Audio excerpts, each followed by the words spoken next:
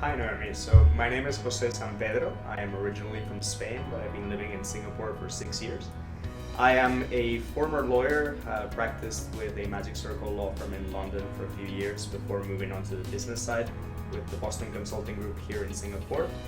I spent a long time working alongside banks, trying to figure out how to compete in the era of fintech disruption, and now I've turned my sights into the legal sector again to see how we can disrupt the way things have been done traditionally in legal services.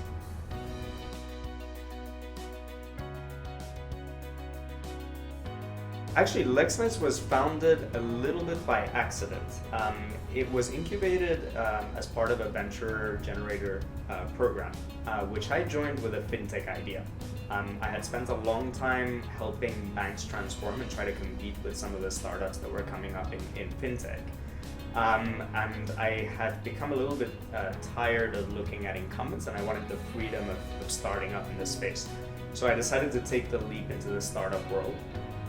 But as I was there, I started talking to other potential co-founders, and I realized that legal tech was actually a very exciting space.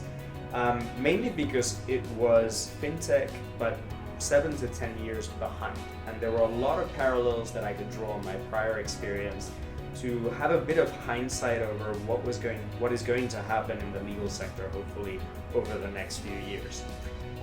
So what I noticed in looking back at an industry that I hadn't touched in 7 years was that there was a lot of innovation happening on the fringes by legal tech startups coming up with phenomenal solutions that were very use case specific.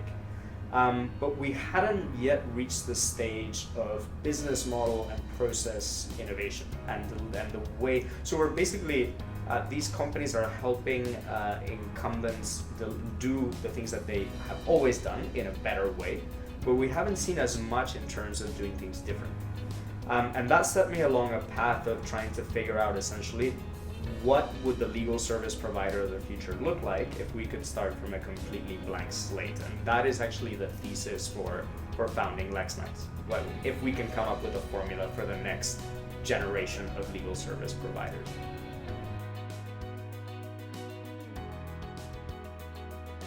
LexKnights is very focused on figuring out what the value proposition should be for the end consumer of legal services and working our way backwards to what sort of legal service provider is required to deliver on that value proposition. And on the basis of that, we've started with what we call a legal service marketplace that is designed or deviates from the traditional legal marketplace in that instead of providing a directory of lawyers, we talk about legal service offerings. So these are productized scopes of legal services based on business objectives, because we believe that clients have business challenges and business opportunities, but they're not specifically looking for legal questions, and they don't know what they don't know. So we wanted to ease the interaction between the legal service provider and the customer in that marketplace. And if you think of that as the middle of the value chain, then on your right, you have the tools, the technology tools that help lawyers deliver that service to customers better. And on the left, you have the tools that help customers manage their legal operations better as well. So we're starting from that middle intersection between lawyers and clients and trying to work our way into understanding the needs of both sides, both the lawyers and the clients better, and how we can assemble a set of tools for each side that helps them ultimately address all the legal challenges faced in a much more efficient and customer-friendly way.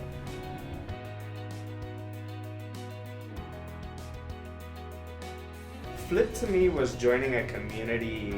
I think the real value behind Flip is that it integrates all stakeholders in the equation. So it's not a lot of innovation organizations are focused on, say, the startups that are disrupting the industry or the law firms or the customers, and Flip brings all of that together. So I thought it was a very interesting community to join so I could gain access to all the stakeholders that we need to solve for in any business. That's the first. I think the second aspect of the value of joining Flip is also establishing an informal channel of communication with the regulators. I think we're in a heavily regulated industry, and with a regulator that has innovation as a true priority in their agenda. And I think the right way to coordinate or orchestrate that relationship is to keep an open communication channel, so that everything is transparent and we are able to get the certainty that we need to operate while the integrity of the market is still preserved by the regulator.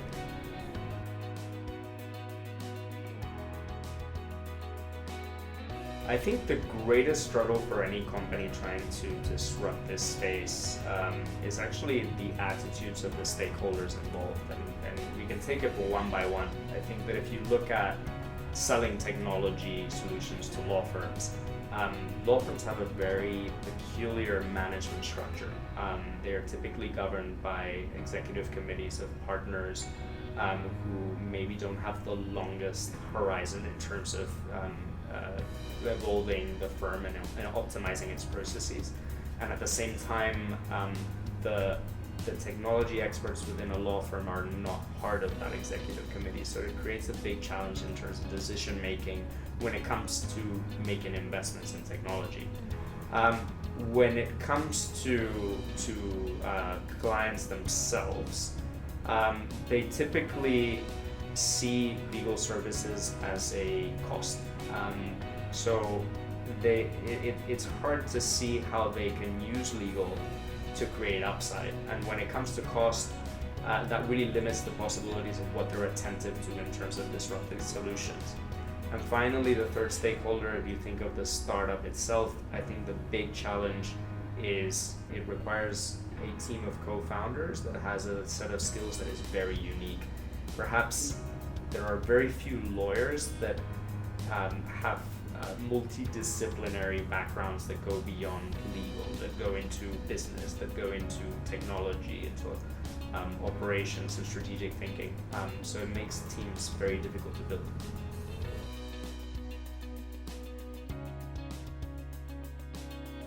Yeah, I think there are two things to bear in mind. I think the first piece of advice, and probably the most important that I would give, is to focus on the end consumer of legal services. If you think about it, the person that's paying the bill is the person in the real economy that needs that legal support. Everything else, so that bill is effectively spread across the lawyer, the technology provider to that lawyer. But ultimately, no matter what solution you're building, let's say you're building a solution for a lawyer to optimize a certain process, you have to be thinking about what impact does that have on the end consumer. Does it give them better quality of legal services, better speed, or lower cost? And I think no matter what business you're on, you have to think about the end consumer. The second area is the importance of having a very diverse and multidisciplinary team in your startup. It's often much more comfortable to work with people that are similar to you in the way they work and their understanding. But it's so crucial to have the perspective of a customer, of a consumer of legal services, the perspective of a technology provider, and the perspective of a lawyer to make disruptive solutions work. And gathering a team of people like that and finding the right way to operate together is probably the greatest challenge, and the one you should devote the most time and attention to.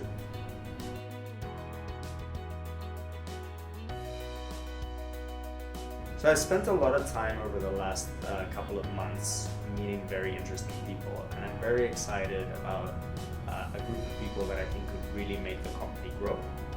So I think the next few months will be about onboarding a new team that is capable of taking LexKnights to the next level. And secondly, I really want to double down on how LexKnights really focuses on the end consumer and creates new ways to deliver services and better business models that are more customer friendly. So I think that is going to be our focus for the next few months.